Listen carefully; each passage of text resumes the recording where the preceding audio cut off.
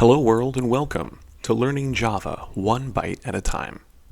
This is the fourth video in a tutorial series geared at bringing the wonderful wide world of Java to those with little or no programming experience. In the last video, we finally wrote our first program, a HelloWorld program, and in this video we're going to tinker around with that code a little bit to gain a finer understanding of the functionality. So we'll start by opening up our Notepad application, and hopefully you have already opened the helloworld.java file. As you remember from before, it's a very simple program. We've declared a class that we're naming HelloWorld. Inside that class, we have the mandatory main function that Java uses as its entry point. And inside that function, or that method, we have a very simple single command. We're asking Java to print out a line to the system of a literal string of text that we're saying is going to be hello world. So a couple of things to bring up here. As we mentioned before, the parentheses are what we use to pass through parameters, and usually the parameters are going to be passed through a method. Now a method is just a function, and as you remember probably from mathematics, a function is just something that does something. It'll accept an input and it will give us an output.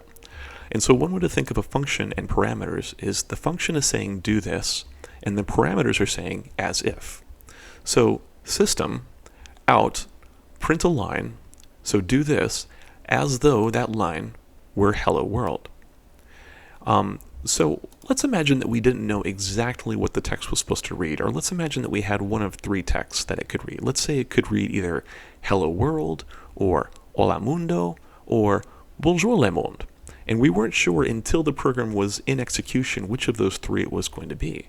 Well, in that case, we couldn't put in just the hard-coded string of text hello world because we weren't sure that that was going to be what it was.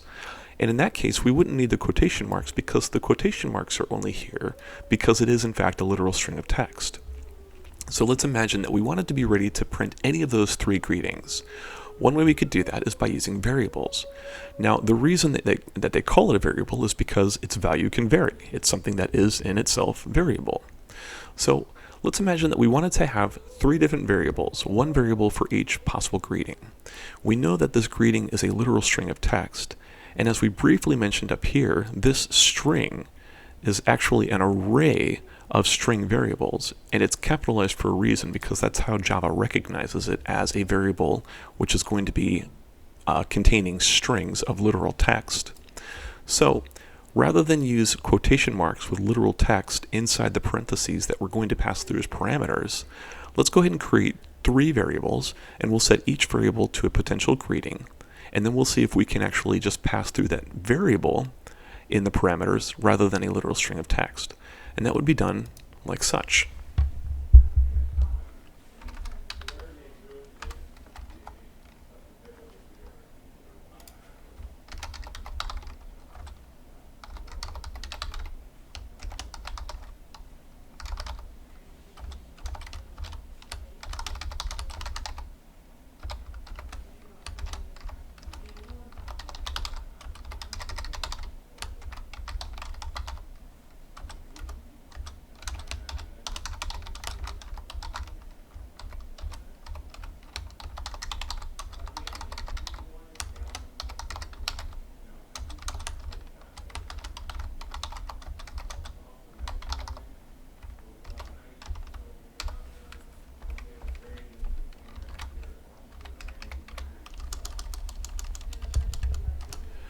Alright, so what exactly have we done here? Well, just as before, when we declare something, we're saying, I declare there's going to be a string variable. That string variable is going to be called greeting English, and we're going to set that equal to a literal string of quote, or a little string of text, hello world. The quotation marks again mean that this is going to be literally as we're typing it. It's not going to be set to another value. And then we have our obligatory semicolon letting Java know that this is the end of this line of code. Now we're going to need to do this 3 times, so we're going to need to declare 3 different variables. The variables are all the same type of variables. These are all string variables, so Java will recognize this as being a string of text, but because they're all going to be different, we're going to need to give them different names. So the first string that we're declaring is going to be called greeting English. This is a name of our choosing. The second string that we're going to declare is going to be called greeting Spanish. And the third string that we're going to declare is going to be called greeting French. We're going to assign, or we're going to set equal to, these three literal strings of text: hello world, hola mundo, or bonjour le monde. Now, pause the video for a moment and see if you can guess how we're going to pass through one of these three greetings as a parameter to the function print line out to the system. And so hopefully you're ahead of the game, but if not, that's quite all right. That's why this is a fundamental video. So let's imagine that we wanted to pass through the first one, the English greeting. This would be done simply by typing greeting English. Now notice that in this case I'm not using the quotation marks because we don't want to literally print to the screen the words greeting English.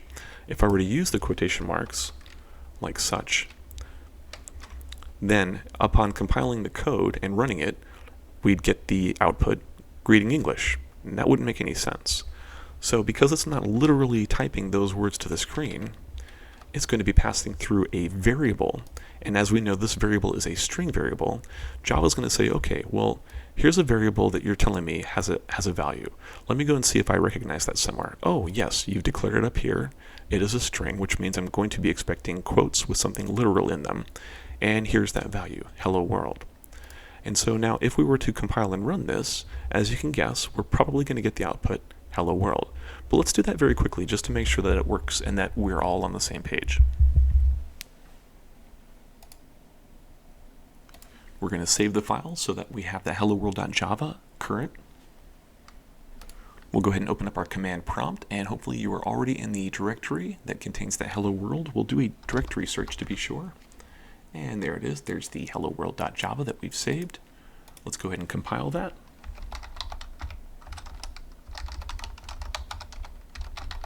With the javac command. And it looks like there were no compilation errors. Let's check the directory again to be sure it's still in there. And you see we have compiled our hello world class.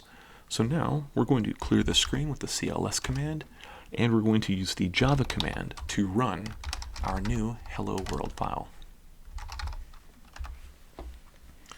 So not much has changed as far as output goes. It still says hello world.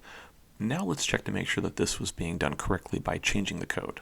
So first we're going to delete that class file because we're going to need to recompile it. Let's check our directory to make sure it's actually gone, and it is in fact deleted. We'll go back to our notepad. Now let's change this to greeting Spanish. If I can type. We'll save that file. We'll go back to our command prompt. We'll go ahead and compile that one more time. And it looks like there were no errors. Let's check our directory. We see we now have the new helloworld.class file. So let's reuse the Java command. Let's clear the screen first. And let's use the Java command to run our new hello world file. Now, if you're a step ahead of the game, you probably already know what the output's going to look like, but let's see to make sure that we've done this correctly. And brilliant, as you can see, Hola Mundo was what was displayed. So now this should give you a pretty good idea of how these string variables are working and what it means to pass a variable through the parameters of a function. Excuse me. Just for kicks, let's change this one more time to French to make sure that we've really got all of our ducks in a row. We'll save the file. Come back down here. We're going to delete that class one more time because we need to recompile it. We'll recompile the class. If I can remember to type correctly, helloworld.java. Once again, no compilation errors. Once again, we have that class file in there. Let's clear the screen and let's see if we can run this, expecting the output to be now in French. And we have bonjour le monde. All right, perfect.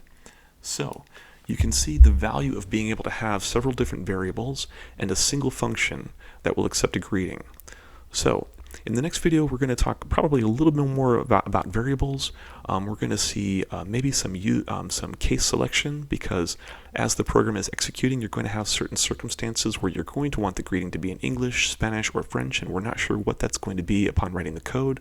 So we're going to use a little bit of if-then logic to structure the code in a way that will be ready to change it from English to Spanish to French based on certain situations that will happen during the execution of the code.